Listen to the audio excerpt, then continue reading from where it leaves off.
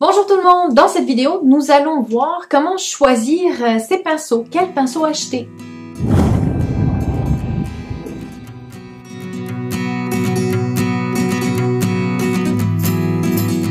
Bonjour à toutes et à tous, bienvenue, ici Lily Fleur, artiste peintre et professeure de peinture et créativité. Alors dans cette vidéo, je vais parler des pinceaux parce qu'on me pose souvent la question quel pinceau je dois acheter et pourquoi, à quoi ils servent. Il y en a tellement quand on va dans le magasin d'art qu'on a un petit peu la tête qui tourne et on ne sait pas comment faire et quoi choisir. Mais avant de rentrer dans le détail, je voulais vous rappeler que en dessous de la vidéo, si vous me regardez sur YouTube, eh bien vous allez avoir, si j'ai écrit un article en lien avec la vidéo, eh bien le lien de cet article qui est un petit peu plus complet que la vidéo. Si ce n'est pas le cas, allez quand même faire un tour sur mon blog. Vous y retrouverez énormément d'articles pour les artistes et vous pourrez également vous inscrire à ma liste d'envoi pour recevoir ces articles ou les nouvelles vidéos directement dans votre boîte mail. Vous pouvez aussi vous abonner à la chaîne YouTube si ce n'est pas encore fait directement ici. Mais revenons maintenant à la question de cette vidéo que sont les pinceaux. Une petite parenthèse, je tiens à dire qu'il y a une deuxième vidéo également où je parle de comment entretenir ces pinceaux, comment les laver, qu'est-ce qui est important, mais c'est dans une autre vidéo à part. Allez la voir si ça vous intéresse, bien sûr. Alors les pinceaux, comment les choisir, lesquels prendre, ne pas prendre. Moi, je vais me centrer bien sûr sur l'acrylique puisque c'est le médium que j'utilise le plus. Je vais vous donner un petit peu des trucs aussi pour l'aquarelle et l'huile puisque je connais un petit peu. J'ai commencé à l'aquarelle puis à l'huile, mais c'est vraiment l'acrylique que je connais plus profondément. Donc déjà, il y a quelque chose de très important. Si vous avez des pinceaux, vous avez travaillé à l'huile et que vous voulez commencer l'acrylique, eh bien vous n'avez pas besoin de racheter tous vos pinceaux. Vos pinceaux à l'huile pourront très bien servir pour l'acrylique. Attention toutefois, il va y avoir une petite différence. Les pinceaux à l'huile sont beaucoup plus rigides. Les poils sont souvent plus gros. Et vous voyez, il y a quand même une certaine tension. Ce sont des poils qui sont très rigides. Les pinceaux pour l'acrylique vont être... Ouh, la poussière. Les pinceaux pour l'acrylique vont être beaucoup plus souples et beaucoup plus fins.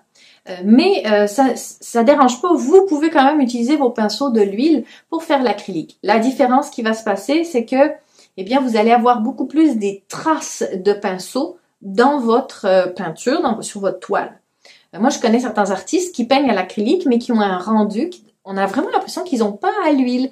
Et ce rendu est aussi lié au fait qu'ils utilisent des pinceaux type qu'on utilise à l'huile, donc souvent des pinceaux en soie de porc, par exemple.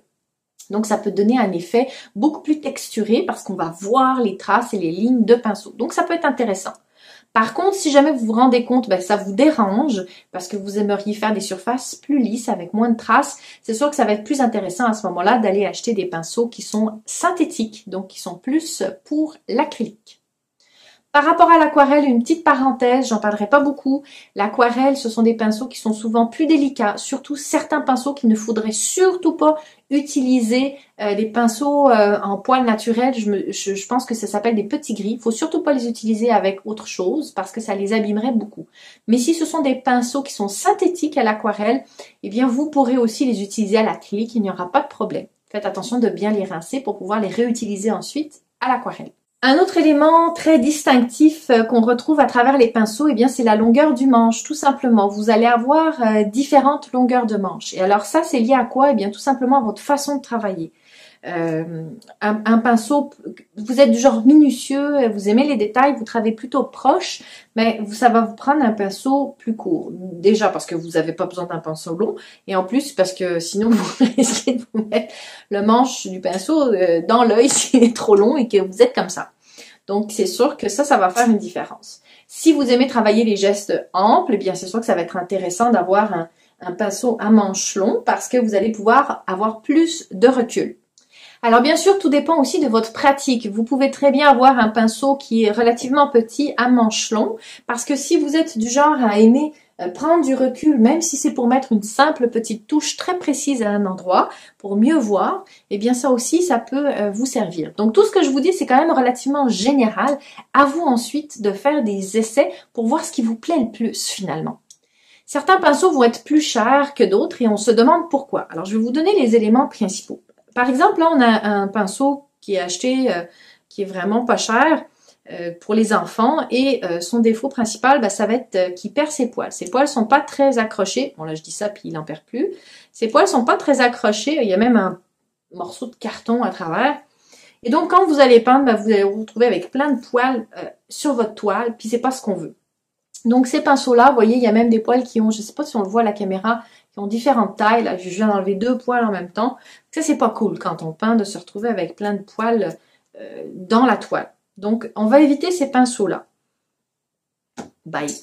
Ensuite, on a des pinceaux qui vont être un petit peu moins souples. Celui-ci est quand même assez souple, mais celui-ci va être beaucoup plus souple. Vous voyez comment je peux les tordre? Je peux le tordre beaucoup plus et beaucoup plus facilement. Avec très très peu de force, je peux le tordre. Celui-ci, ben, ça va être plus difficile de le tordre.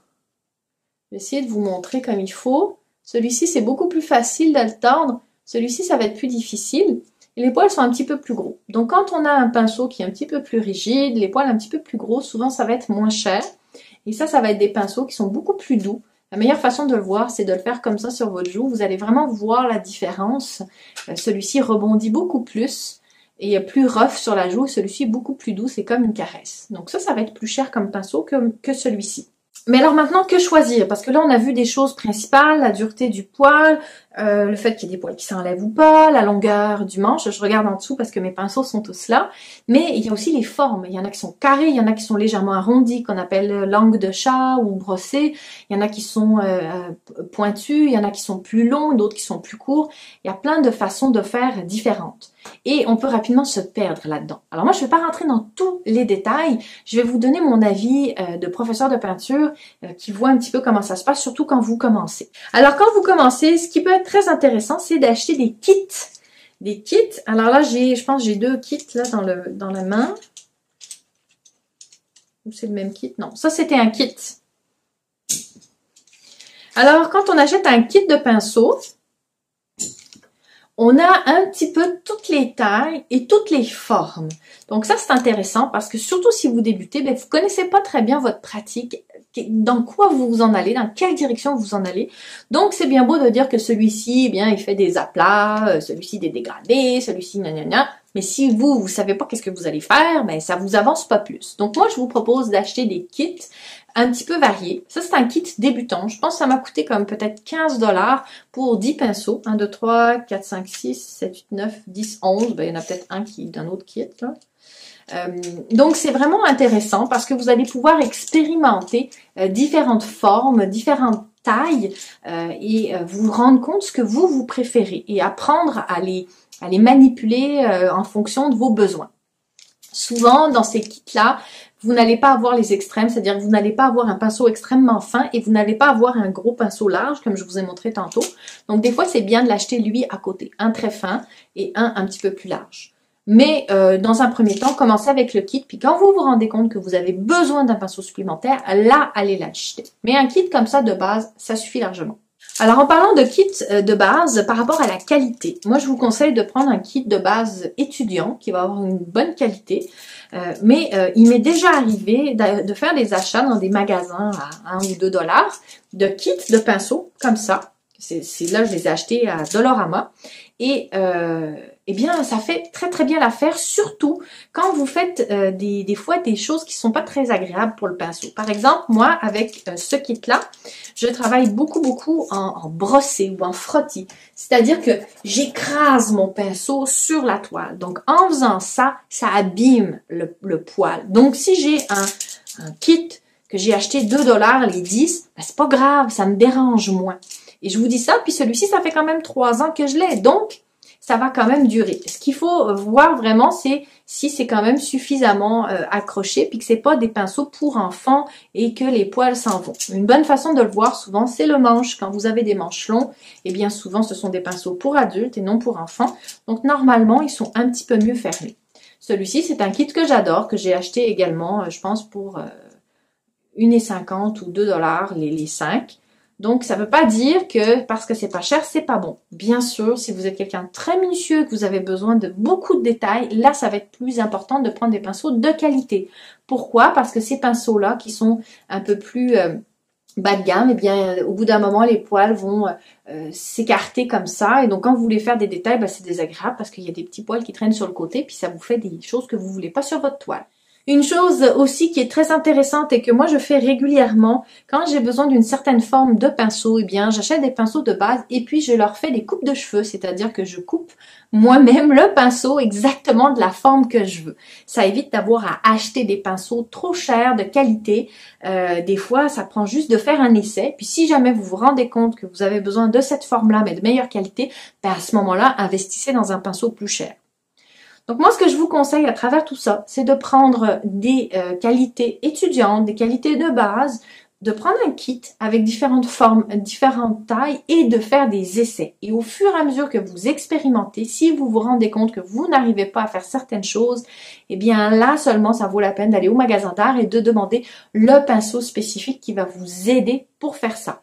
Mais si vous voulez tout de suite acheter plein de pinceaux spécifiques, eh bien vous risquez de vous retrouver avec une grosse facture. Donc allez-y avec des kits débutants, apprenez à les utiliser, à les comprendre, à vous comprendre dans votre pratique avec vos pinceaux et ensuite vous pourrez affiner votre collection de pinceaux. En complément de cette vidéo sur les pinceaux, eh bien allez voir la vidéo sur comment les entretenir, les rincer, les entreposer. Et puis, ne partez pas sans mettre un petit pouce levé à la vidéo. Moi, ça me fait toujours plaisir. Si vous avez des questions, juste en dessous de la vidéo, dans les commentaires, et j'y répondrai le plus rapidement possible. Et puis, retrouvez-moi sur lilyflore.ca pour voir des articles pour les artistes et sur ma liste d'envoi si jamais vous voulez recevoir des cadeaux intéressants. Voilà, je vous dis à la prochaine vidéo et d'ici là, osez devenir l'artiste en vous. Bye!